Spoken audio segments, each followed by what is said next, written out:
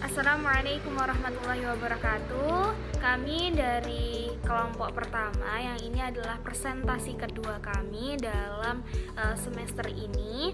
Kami dari kelompok pertama ingin mempresentasikan hasil judul kami yang berjudul Studi Materi Pokok Bahasa Mata Pelajaran Fikih MA kelas 10 semester 2 yang beranggotakan yang pertama adalah Halimatus Sa'diyah dengan nomor NIM 201200300 dan rekan saya yang selanjutnya adalah saya sendiri, Reni Sukmawati, dengan nomor NIM 201200168 dan teman saya dan rekan saya yang bernama Ridwan dengan nomor NIM 201200174 dan rekan yang terakhir adalah Syahroni dengan nomor NIM 201200179. Ya, kita lanjut pembahasan materi kita, yaitu akan dilanjutkan pada teman kita yang bernama Syahroni. Baik, di sini kita akan mempelajari dan mengkaji sedikit tentang pengertian akad. Yang pertama adalah konsep akad.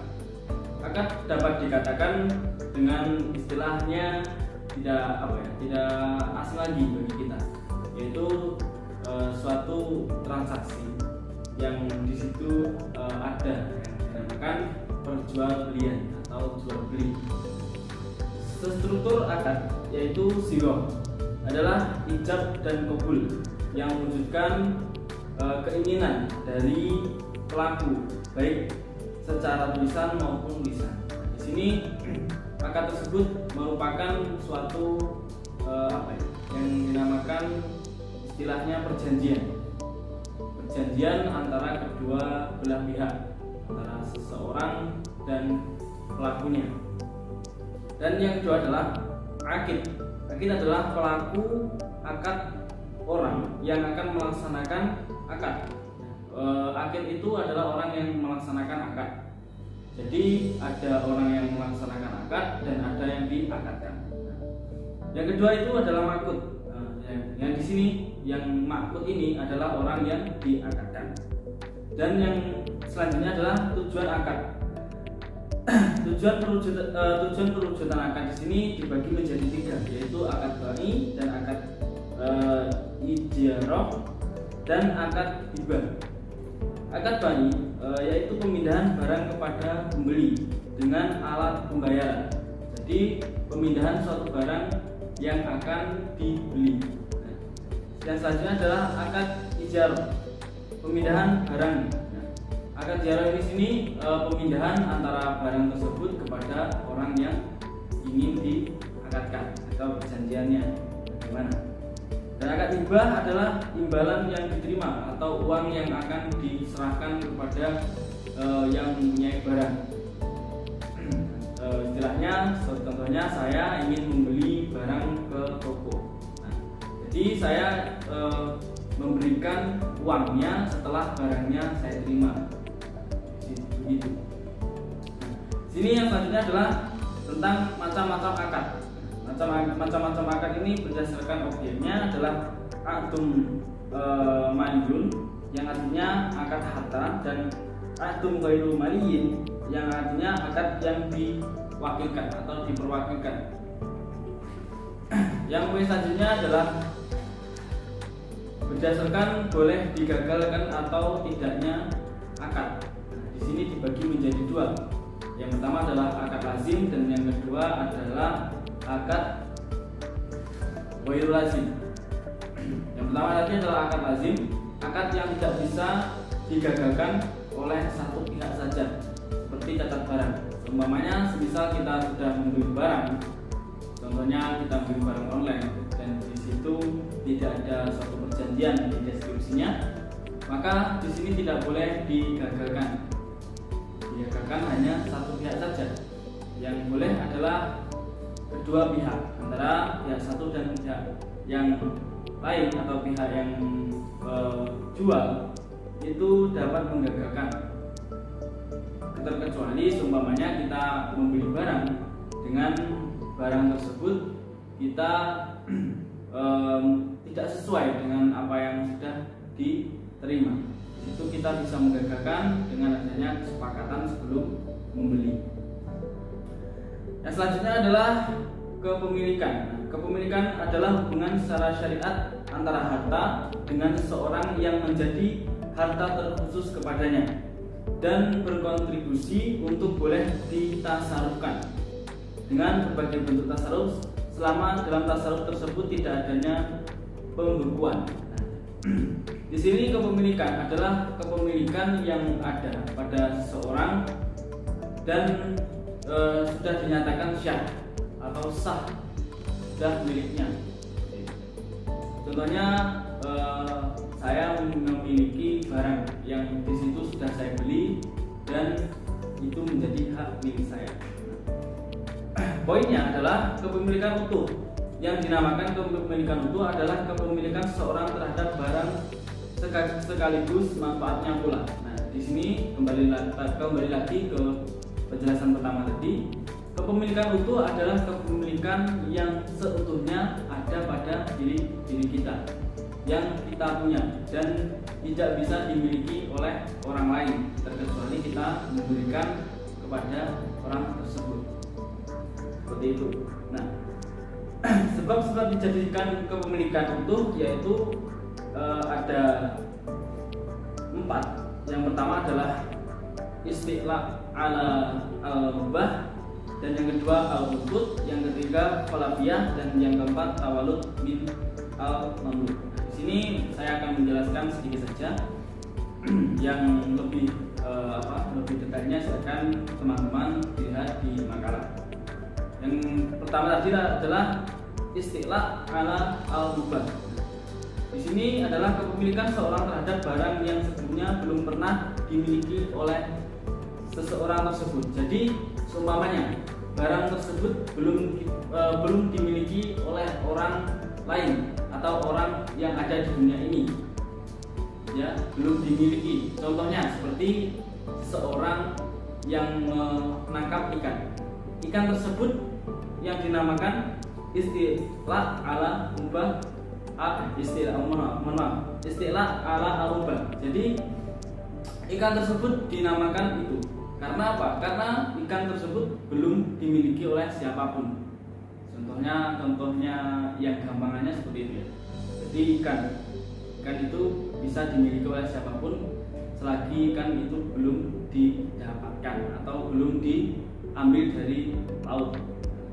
Yang kedua adalah al-uqud. Al-uqud adalah kepemilikan seorang yang dimulai dengan adanya transaksi. Nah, al-uqud ini adanya transaksi, adanya barang, adanya uang, seperti itu. Dan yang ketiga adalah falafiyah. Berbeda dengan al-uqud, jika dalam syarat dan ketiga ini adalah kepemilikan seseorang terhadap sesuatu yang melalui sebuah proses atau cara pergantian, falafiyah itu ada dua penjelasan di sini ya. Yang pertama adalah warisan. Nah, warisan tentunya kita tidak asing lagi. Jadi falafiyah itu warisan dari orang tua atau sesepuh kita. Dan yang kedua adalah ganti rugi. Ganti rugi ini adalah kepemilikan yang disebabkan karena kerusakan yang dipinjam oleh seseorang. Nah, jadi ganti rugi dari barang yang kita pinjam. Ketika kita meminjam barang, kita merusakkannya, itu dinamakan ganti rugi atau tadmin. Yang selanjutnya yaitu kepemilikan tidak utuh. Jadi kepemilikan tidak utuh ini kebalikan dari kepemilikan utuh. Sehingga dapat disimpulkan bahwa kepemilikan tidak utuh adalah kepemilikan yang hanya dimiliki seorang berupa barang atau hanya manfaatnya saja. Jadi di sini dibagi menjadi dua. Adalah yang pertama ada kepemilikan barang. Kepemilikan barang adalah suatu barang yang hanya dimiliki oleh seseorang, namun hanya barangnya saja. Contohnya, jika seseorang membuat wasiat kepada orang lain untuk menggunakan barang barangnya. Jika dia telah mati, maka yang dimiliki hanya barangnya saja. Seperti itu ya. Dengan menggunakan jalan warisan. Jadi hanya barangnya saja. Barang yang dinamakan kepemilikan barang yang tidak utuh di sini adalah barang istilahnya pinjaman, hanya dipinjamkan. Seperti itu saja ya, gampangannya. Yang kedua adalah kepemilikan manfaat. Jadi kepemilikan manfaat ini adalah wakaf atau istilahnya infak atau sedekah. Nah, itu di situ kepemilikan manfaat. Jadi pemberian yang diberi untuk sedekah atau untuk kepentingan yang di situ sesuai dengan syariat Islam. Yang selanjutnya adalah ihya'ul mawad atau membuka lahan mati. Nah, ihya'ul mawad berdasarkan pada hadis yang berbunyi bumi adalah bumi Allah. Nah, di sini hamba-hamba adalah hamba Allah. Barang siapa yang membuka lahan mati, maka itu menjadi miliknya. Gampangannya kita dapat kutip dari zaman dahulu tentang pembukaan lahan atau pembukaan lahan yang ada di alas atau yang ada di hutan.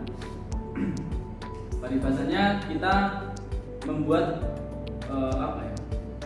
cikal bakal atau babat ya, kalau bahasa Jawanya itu sering dikatakan babat kebun, seperti itu biasanya ya.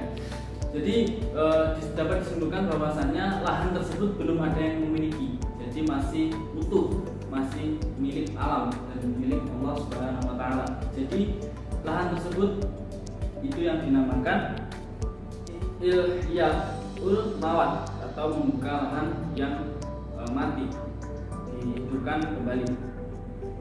Nah, di sini pengertian dari ihya'ul mawad ini dapat diambil dari dua kata. Yang pertama ihya'ul, yang artinya membuat sesuatu yang hidup, dan yang kedua adalah mawad, yang artinya lahan yang mati. Jadi dapat disimpulkan bahwa yang mawad itu adalah membuka lahan yang mati untuk dapat dimanfaatkan. Jadi kita memanfaatkan keadaan alam yang ada.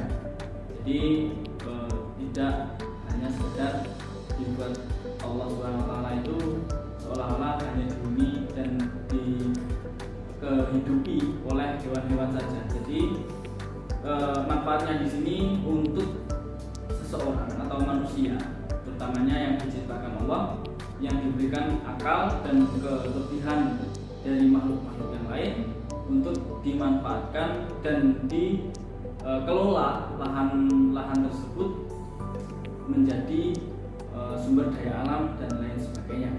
Manfaatnya begitu banyak, apalagi di negara Indonesia ini yang kaya akan alam dan loh jinawi, seperti itu ya. Nah, dan yang selanjutnya menurut Imam Zakarsi, pembagian lahan itu ada 3. Yang pertama adalah mamlukah, yang kedua mahbusah, dan yang ketiga munfakah. Yang pertama mamlukah adalah lahan yang dimiliki seorang baik dengan cara pemberian maupun hasil dari pemberian orang lain. Jadi lahan yang diberikan kepada seseorang dari orang lain, nah itu yang dinamakan mamlukah. Dan yang kedua adalah mahbusah, adalah lahan yang tidak dapat dimiliki baik untuk kepentingan ataupun kepentingan pribadi ataupun kepentingan umum. Contohnya seperti lahan wakaf. Lahan wakaf itu tidak bisa dimiliki oleh kepentingan pribadi atau kepentingan proyek-proyek. Jadi lahan wakaf itu seutuhnya untuk wakaf. Contohnya seperti lahan yang diwakafkan untuk makbaroh atau kuburan. Dan yang ketiga adalah munfakah, adalah lahan yang tidak ada ikatannya dengan kepentingan umum maupun pribadi, seperti lahan mati yang mana dapat dimanfaatkan untuk dibuka dan dijadikan kepemilikan oleh orang yang telah membuka lahan tersebut. Kembali lagi ke awal tadi tentang pengertian ihya'ul mawad, yaitu yang dimaksud dari Imam Zakarsi adalah yang terakhir ini, yaitu lahan yang mati atau lahan yang seolah-olah tidak ada yang mempunyai, bahkan di situ masih dapat dikatakan hutan yang sangat liar. Jadi dapat kita kelola atau kita istilahnya kita jadikan sebuah kemanfaatan untuk sumber daya alam dan sebagainya. Struktur dari Ihya'ul Mawad adalah muhyi, orang yang melakukan Ihya'ul Mawad, dan muhya, lahan mati yang dikelola, dan yang ketiga adalah ihya, proses pengelolaan lahan tersebut. Untuk selanjutnya, materi selanjutnya adalah proses pengelolaan lahan yang mati. Ihya'ul Mawad menurut perbedaan pendapat. Menurut Imam Abu Hanifah dan mazhab Maliki adalah harus ada izin dari imam. Jika imam tidak memberi izin, maka tidak ada kerelaan dari imam dan akibatnya lahan yang diolah tidak akan menjadi miliknya. Jadi menurut Imam Abu Hanifah itu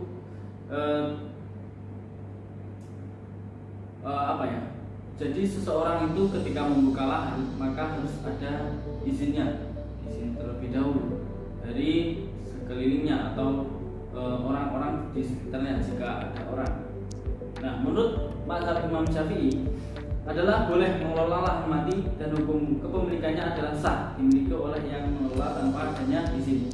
Jadi kalau menurut Imam Abu Hanifah dan mazhab Maliki tadi harus ada izin atau adanya perjanjian terlebih dahulu, boleh apa tidak ini untuk dijadikan lahan. Dan kalau menurut mazhab Syafi'i tadi itu tidak harus izin karena logikanya lahan tersebut tidak ada yang memiliki dan ditelantarkan, bahkan tidak dimanfaatkan sebaik-baiknya. Jadi kalau menurut Imam Syafi'i itu sah-sah saja. Tergantung kita bagaimana dan mau yang mazhab mana buat kita jadikan pedoman. Mungkin sekian dari saya dan akan dilanjutkan oleh rekan saya. Kalau ada kesalahan, mohon maaf. Terima kasih. Ya, di sini saya akan melanjutkan dari poin yang B, yaitu jual beli, khiyar, salam, dan harj. Sebenarnya jual beli yang pertama kita akan membahas tentang jual beli. Jual beli itu adalah sesuatu yang mungkin sudah tidak asing lagi dalam telinga kita karena dalam jual beli ini kita sering menjumpai, bukan sering lagi, menjadi teman kita dalam kehidupan sehari-hari dalam kita berinteraksi dengan jual beli tersebut. Di sini secara umum jual beli itu terbagi menjadi 3, yaitu yang pertama adalah jual beli barang yang diketahui antara penjual dan pembelinya, hukumnya adalah boleh. Sedangkan yang kedua adalah jual beli barang yang masih dalam tanggungan penjualan yang hanya disebutkan karakteristiknya saja. Ahad ini dilegalkan oleh syariat jika sesuai dengan karakteristik barang yang disebutkan pada waktu ahad. Jual beli semacam ini disebutkan dengan ahad atau salam atau pesanan, seperti kayak kita beli belanja di online seperti itu. Dan yang ketiga adalah jual beli barang yang wujudnya tidak ada atau tidak disaksikan oleh penjual dan pembeli. Hukum dari transaksi ini tidak diperbolehkan. Poin yang kedua adalah khiyar. Khiyar adalah hak memilih perlakuan transaksi untuk memilih antara melanjutkan pembelian atau mengurungkan pembelian tersebut. Pada dasarnya, setelah terpenuhi semua syarat-syarat dan rukun sebuah transaksi, maka transaksi dinyatakan final. Namun, syariat memberikan kelonggaran kepada kedua belah pihak atau kedua pelaku untuk mengurungkan transaksi yang telah final tanpa harus mendapat persetujuan pihak lain. Dalam khiyar ini dibagi menjadi 3 macam. Yang pertama adalah khiyar majlis. Khiyar majlis ini adalah hak atau wewenang pelaku transaksi untuk menentukan pilihan antara melangsungkan dan mengurungkan transaksi ketika kedua pelaku transaksi masih berada dalam masa khiyar majlis. Yang kedua adalah khiyar syarat. Khiyar syarat adalah hak pelaku transaksi untuk memilih antara melangsungkan atau mengurungkan transaksi sesuai kesepakatan kedua belah pihak atas waktu yang telah ditentukan. Sedangkan khiyar aib yaitu khiyar aib adalah hak pelaku transaksi untuk memilih antara melangsungkan transaksi dengan menerima komoditi adanya atau mengurungkan transaksi dengan mengembalikan komoditi kepada penjual setelah komoditi didapati tidak sesuai. Poin yang ketiga adalah salam. Salam secara bahasa adalah segera, sedangkan secara istilah salam adalah kontrak jual beli atau suatu barang dengan jumlah dan kualitas tertentu dengan sistem pembayaran dilakukan di muka, atau sistem pembayaran ini dilakukan secara tatap muka atau secara langsung, sedangkan penyerahan barang diserahkan di kemudian hari sesuai dengan waktu yang telah disepakati. Nah, di sini struktur akad salam ini dibagi menjadi 3. Yang pertama adalah akidain, yang kedua adalah ras al-mal, yang ketiga adalah maslam fih. Poin yang keempat adalah al-hajaru, yang mempunyai arti terlarang, tercela, dan terhalang. Al-hajaru adalah sebuah bentuk pengekangan penggunaan harta dalam transaksi jual beli atau yang lain pada seseorang yang bermasalah. Sedangkan menurut istilah al-hajru ialah tercegahnya seorang untuk mengelola hartanya karena adanya hal-hal tertentu yang mengharuskan adanya pencegahan. Di sini al-hajru itu mempunyai tujuan untuk al-hajru atau al-majrur digunakan untuk menjaga hak-hak orang lain, dan yang kedua adalah untuk menjaga hak-hak orang yang dimahjur itu sendiri. Sedangkan hikmah dari al-hajru ini adalah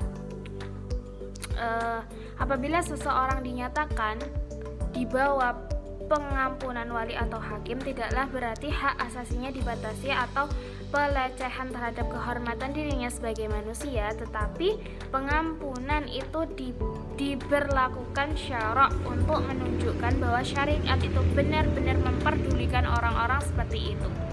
Ya, selanjutnya poin yang ke saya akan menjelaskan tentang riba, bank, dan asuransi. Di sini yang pertama adalah pengertian dari riba. Sebenarnya riba itu apa sih dan bagaimana hukum dari riba tersebut? Riba itu menurut istilah adalah pengambilan tambahan baik dalam transaksi jual beli maupun pinjam meminjam seperti batil atau bertentangan dengan prinsip muamalat dalam Islam. Seperti contohnya dalam sebuah riba itu ketika kalian meminjam uang Rp1.000 dan pada seminggu kemudian uang itu ditambah, ketika kalian ingin membayar hutang tersebut, kalian malah membayar 2.000. Nah, itulah maksud dari riba. Riba ini adalah tambahan uang yang memang benar-benar dari pihaknya udah menambahin itu dan kalian wajib membayar itu semua. Nah, itu termasuk riba. Dan bagaimana sih hukum dari riba tersebut? Hukum dari riba itu adalah haram menurut Al-Quran, Sunnah, Ijma' dan Ijma' ulama yang sudah ditentukan dalam dalam surat Al-Baqarah ayat 275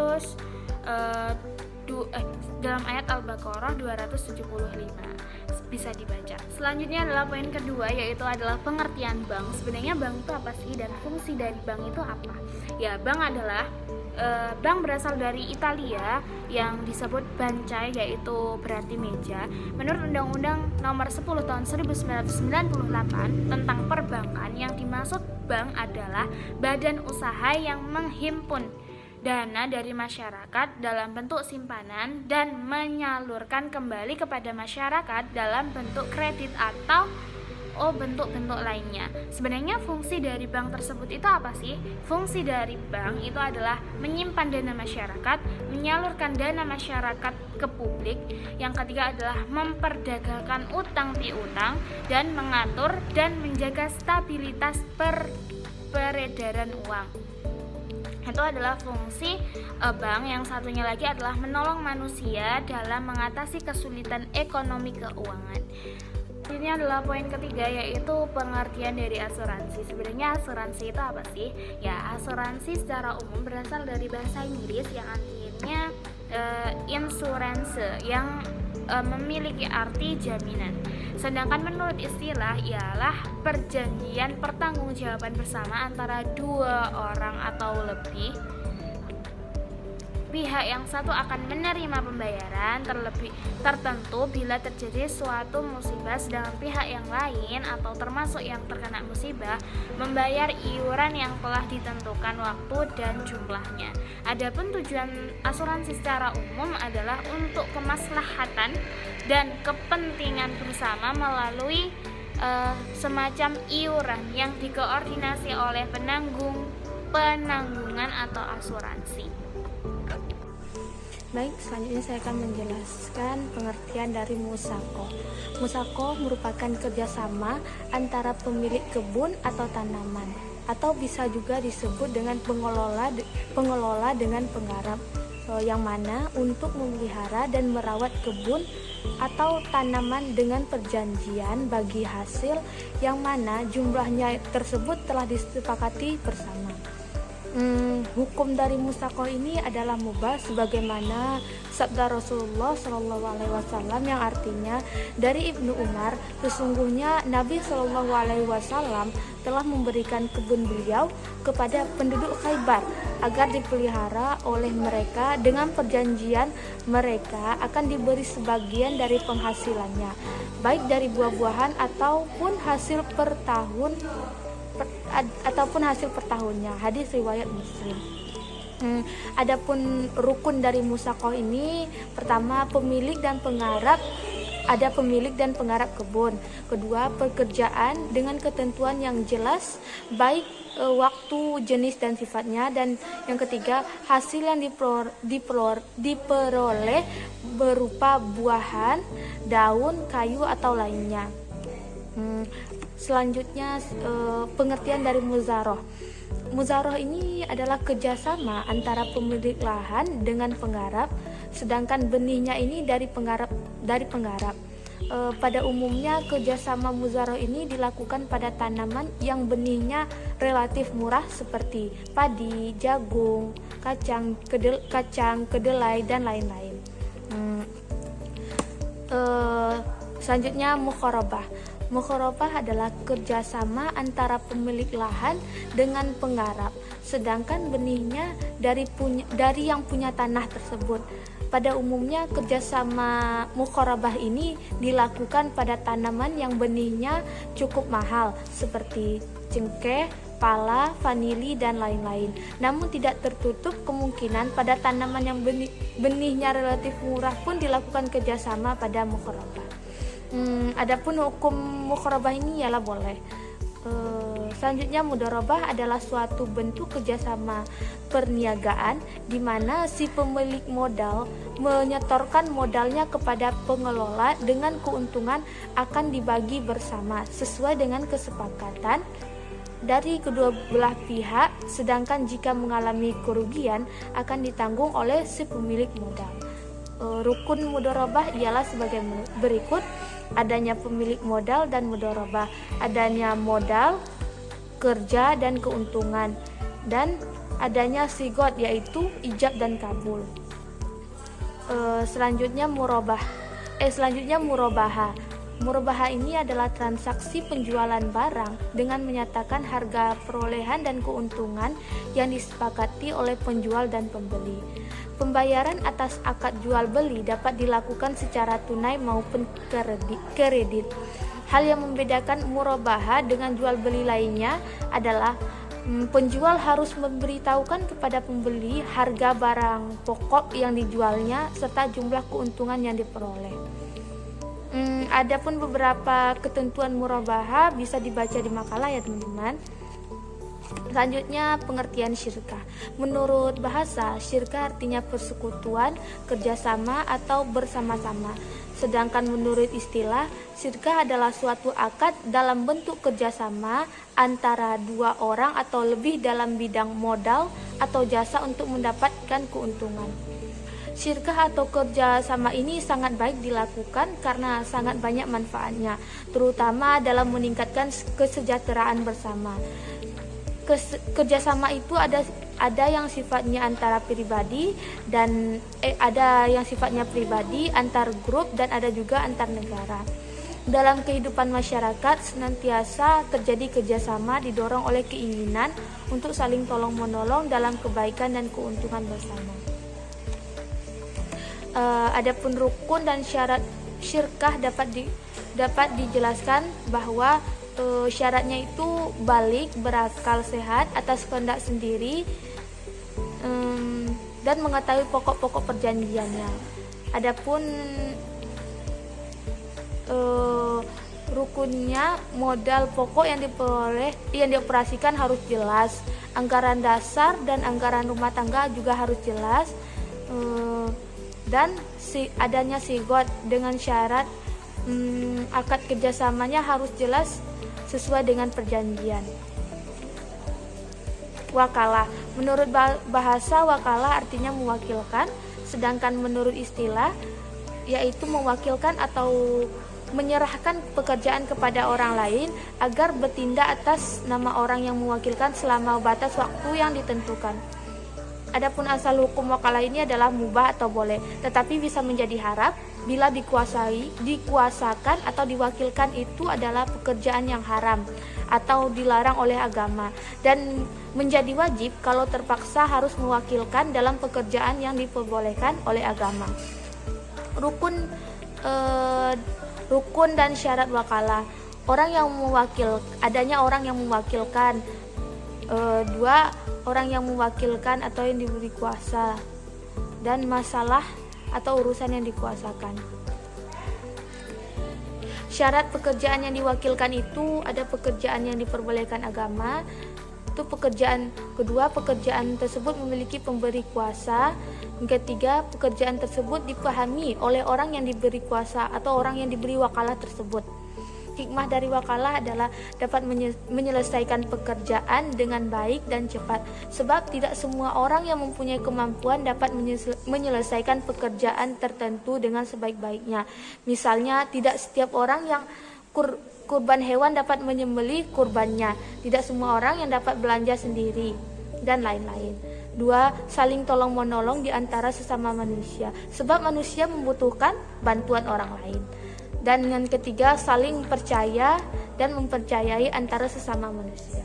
Selanjutnya saya akan menjelaskan sulhu. Sulhu ini menurut bahasa yaitu damai, sedangkan menurut istilah yaitu perjanjian perdamaian di antara dua pihak yang berselisih. Sulhu dapat juga diartikan perjanjian untuk menghilangkan dendam, persengketaan, atau permusuhan. Hukum sulhu atau perdamaian ini adalah wajib sesuai dengan ketentuan-ketentuan atau perintah Allah. Di dalam Al-Quran dijelaskan dalam Quran surat Al-Hujurat ayat 10 yang artinya, sesungguhnya orang mukmin itu bersaudara, karena itu damaikanlah antara kedua saudaramu dan bertakwalah kepada Allah supaya kamu mendapatkan rahmat. Adapun rukun dan syarat sulhu, pertama, mereka yang sepakat damai adalah orang-orang yang sah melakukan hukum. 2. Tidak ada paksaan. Dan 3. Masalah-masalah yang didamaikan tidak bertentangan dengan prinsip Islam. Hikmah dari sulhu, kita dapat menyelesaikan perselisihan dengan sebaik-baiknya bila mungkin tanpa campur tangan pihak lain. 2. Dapat meningkatkan rasa ukhuwah, persaudaraan sesama manusia. 3. Dapat menghilangkan rasa dendam. Dan yang terakhir, menjunjung tinggi derajat dan martabat manusia untuk mewujudkan keadilan. Selanjutnya, daman. Daman adalah suatu ikrar atau lafaz yang disampaikan berupa perkataan atau perbuatan untuk menjamin pelunasan hutang seseorang. Dengan demikian, kewajiban membayar hutang atau tanggungan itu berpindah dari orang yang berhutang kepada orang yang menjamin pelunasan hutangnya. Misalnya begini, Ayu menjamin untuk membayar utang Irma kepada Reni, maka Reni ini boleh menagih utang tersebut kepada Ayu, dan Ayu harus melunasi utang yang dijamin tersebut jika sudah jatuh tempo. Rukun daman antara lain ada penjamin, orang yang menjamin, penagih yang mendapatkan jaminan, dan lafaz atau ikrarnya. Adapun syarat dari daman ini antara lain syarat penjamin yaitu dewasa, berakal atas kemauan sendiri, orang yang diperbolehkan dalam membelanjakan harta dan mengetahui jumlah atau kadar hutang yang dijamin. Sedangkan syarat orang yang dijamin yaitu orang yang berdasarkan hukum diperbolehkan untuk membelanjakan harta. Dan syarat yang dijamin antara lain diketahui jumlahnya, ukurannya, kadarnya, keadaannya, dan waktu jatuh tempo pembayaran. Dan yang terakhir syaratnya itu adanya lafaz ikrar, yaitu dapat dimengerti yang menunjukkan adanya jaminan tersebut serta pemindahan tanggung jawab dalam memenuhi kewajiban pelunasan hutang. Selanjutnya yang terakhir pengertian kafalah. Menurut istilah, kafalah ini adalah menanggung atau menjamin seseorang untuk dapat dihadirkan dalam suatu tuntutan hukum di pengadilan pada saat dan tempat yang ditentukan. Rukun dari kafalah ini sebagai berikut. 1. Kafil, yaitu orang yang berkewajiban menanggung. 2. Azhil, orang yang hutang atau orang yang ditanggung akan kewajibannya. 3. Maf'ulahu, yaitu orang yang menghutangkannya. 4. Dan maf'ul bih, yaitu orang atau barang yang wajib dipenuhi oleh orang yang ihwalnya yang ditanggung. Macam-macam dari kafalah ini ada 2, yaitu kafalah jiwa dan harta. Kafalah jiwa ini disebut juga dengan damul wajhi, yaitu adanya kewajiban bagi penanggung untuk menghadirkan orang yang ditanggung kepada yang ia janjikan tanggungan. Seperti ucapan aku jamin dapat mendatangkan Ahmad dalam persidangan nanti. Ketentuan ini boleh selama menyangkut hak kewajiban. Namun bila sudah berkaitan dengan hak-hak Allah, tidak sah kafalahnya, seperti menanggung atau mengganti dari had zina, mencuri, dan kisos. 2. Kafalah harta. Kafalah harta adalah kewajiban yang harus dipenuhi dalam pemenuhan berupa harta tersebut. Adapun hikmah yang dapat kita ambil dari kafalah ini adalah sebagai berikut. 1. Adanya unsur tolong menolong antara sesama manusia. 2. Orang yang dijamin atau disebut dengan azhil terhindar dari perasaan malu atau tercela. Dan 3. Maf'ulahu, akan terhindar dari unsur penipuan. Sekian, terima kasih. Bismillahirrahmanirrahim. Di sini saya akan melanjutkan presentasi dari teman-teman sebelumnya. Yang saya bahas di sini yaitu tentang nafkah, sedekah, hibah, hadiah, serta wakaf. Yang pertama yaitu nafkah. Nafkah menurut bahasa itu berasal dari kata isim mufrad nafkah yang jamaknya menjadi nafaqatun. Nafkah yang artinya barang-barang yang dibelanjakan seperti uang.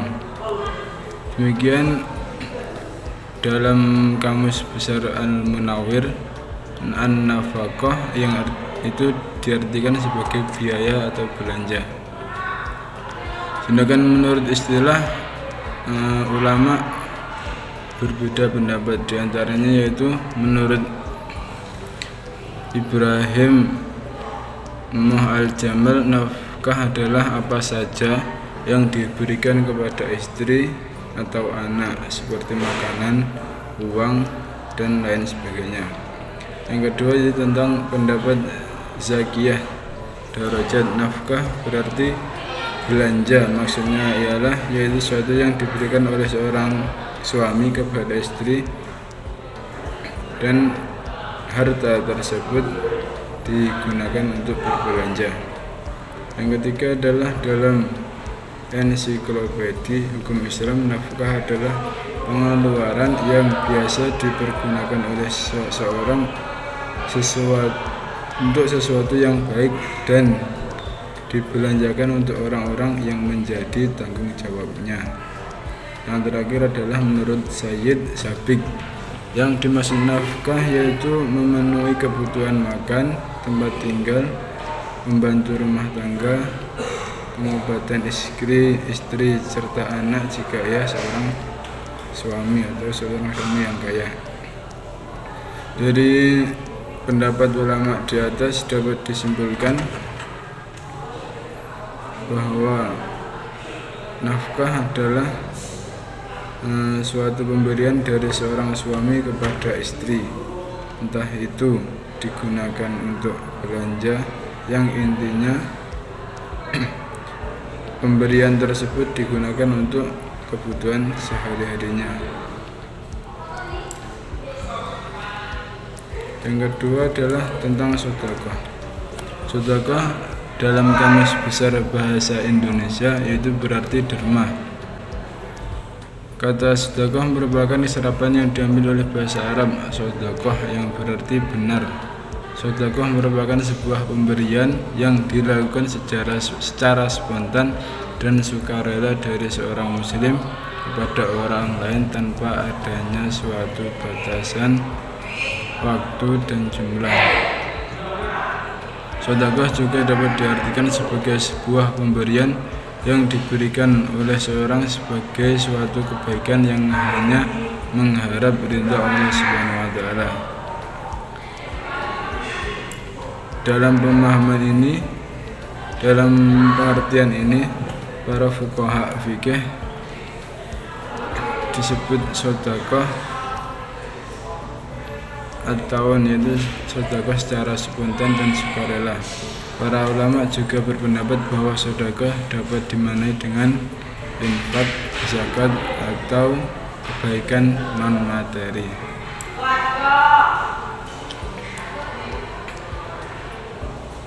Itu dalil tentang perintah sedekah itu terdapat pada surat Al-Baqarah ayat 254 yang berbunyi, Ya ayyuhalladzina amanu anfiqu mimma razaqnakum min qabli an ya'tiya yawmun la bay'un fihi wa la khullatun wa la syafa'ah wal kafiruna humudz zalimun, yang artinya, hai orang-orang yang beriman, belanjakanlah di jalan Allah sebagian dari rezeki yang telah kami berikan kepada kalian sebelum datang hari yang pada itu tidak ada lagi jual beli dan tidak ada lagi syafaat, dan orang-orang kafir itulah orang-orang yang zalim.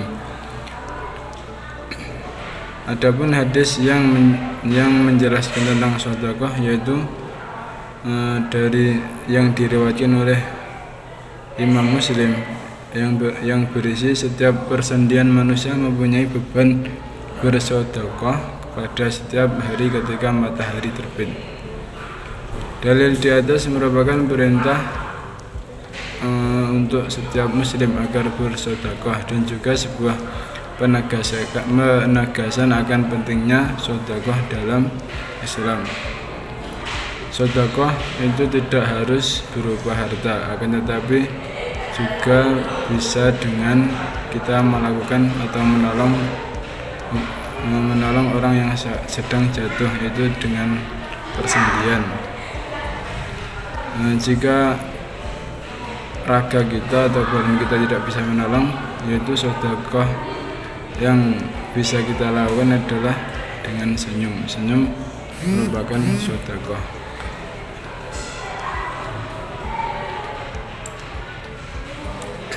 Yang selanjutnya yaitu tentang hibah. Hibah itu berasal dari kata wahaba yang berarti lewat atau dari satu tangan ke tangan yang lain, atau dengan kata lain kesadaran untuk melakukan kebaikan atau diambil kesadaran dengan melakukan kebaikan, atau diambil dari kata hubbu ar-rahin yang artinya angin yang menghembus, atau ar-ibra yang membebaskan utang. Secara terminologi, hibah ya berarti memberikan hak milik secara langsung dan mutlak terhadap suatu benda ketika masih hidup tanpa ganti walaupun dari orang yang lebih tinggi. Menurut beberapa mazhab, hibah dapat diartikan sebagai berikut. Yang pertama yaitu mazhab Hanafi. Mazhab Hanafi berpendapat bahwa memberikan hak milik suatu benda dengan tanpa ada syarat harus mendapatkan imbalan atau ganti. Pemberian ini dilakukan pada saat orang yang diberi atau pemberi tersebut masih hidup, dengan syarat benda yang akan diberikan itu adalah sah milik si pemberi. Yang kedua yaitu pendapatnya Imam Maliki, yaitu memberikan hak suatu materi dengan tanpa mengharapkan imbalan atau ganti. Pemberian semata-mata hanya diperuntukkan kepada orang yang diberinya tanpa mengharapkan pahala dari Allah. Definisi di atas dapat disimpulkan bahwa pada dasarnya hibah merupakan akad atau perjanjian, pemberian cuma-cuma atau pemberian tanpa ganti. Barang yang dihibahkan mempunyai nilai, dan hibah dapat dilaksanakan oleh seorang kepada orang lain, oleh seorang kepada badan-badan tertentu, juga beberapa orang yang berserikat kepada orang lain. Hukum hibah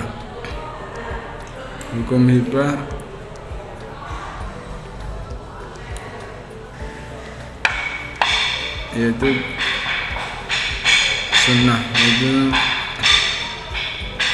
sunnah yang sangat dianjurkan.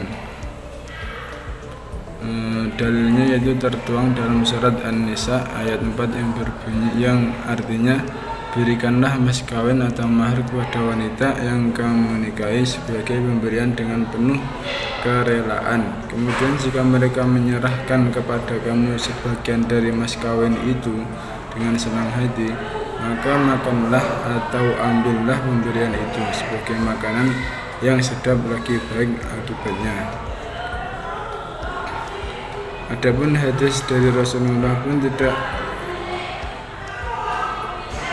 ditelusuri secara pasti masalah hibah, namun hal itu dapat dikaitkan dalam hadis yang diriwayatkan oleh Imam Bukhari dan Baihaqi yang artinya, saling berhadiahlah kamu sekalian, niscaya kamu akan saling mencintai.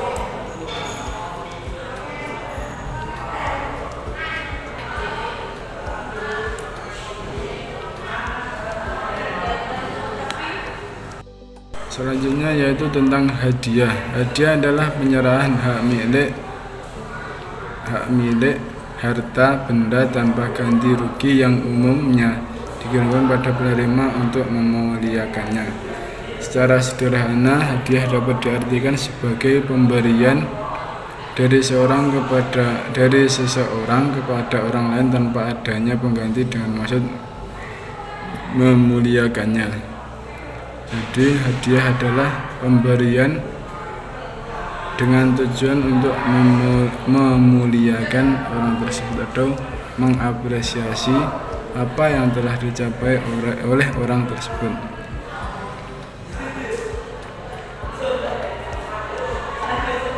Adapun yang menjadi landasan dalam pemberian hadiah itu dapat dalam surat Al-Mudaththir ayat 6. Wala tamutunna wala tamnun taktasir, dan janganlah kamu memberi dengan maksud memperoleh balasan yang lebih banyak. Dan sabda Nabi Muhammad SAW yang artinya, kalau aku diundang untuk menyantap kaki kambing dengan kaki kambing depan dan belakang, niscaya aku akan penuhi, dan kalau dihadiahkan kepadaku kaki kambing depan dan kaki kambing belakang, niscaya aku akan menerimanya. Hadis riwayat Tirmidzi. Yang terakhir adalah wakaf. Wakaf menurut bahasa Arab berarti al-hasbu, yang berasal dari kata kerja habasa yahbisu habasan, yang artinya menjauhkan orang dari sesuatu yang menjerakan. Kemudian kata ini berkembang menjadi habasa dan berarti mewakafkan harta karena Allah Subhanahu wa taala. Kata wakaf sendiri berasal dari kata wakofa, fi'il madhi, yaitu waqafa yaqifu waqfan, yang berarti berhenti atau berdiri. Sedangkan wakaf menurut syara adalah menahan harta yang mungkin diambil manfaatnya tanpa menghabiskan atau merusakkan benda dan digunakan untuk kebaikan. Cara terminologi fikih tampak di antara para ahli atau fuqaha yang berpendapat tentang wakaf. Yang pertama adalah menurut Abu Hanifah. Menurut beliau, wakaf adalah suatu sedekah atau pemberian yang tidak terlepas sebagai milik orang yang berwakaf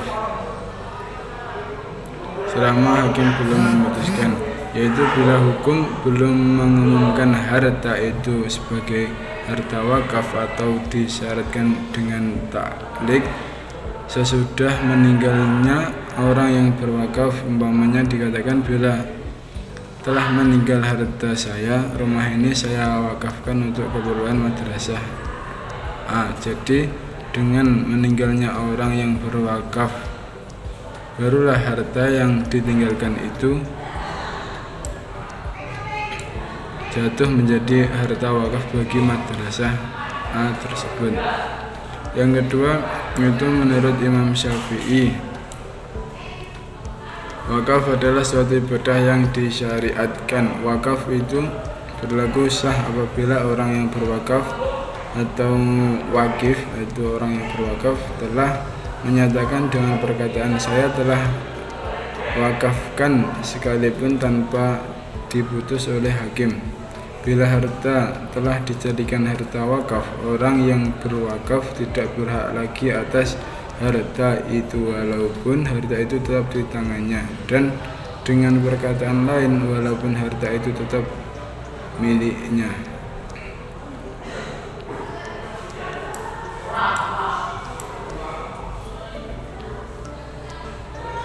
Sekian presentasi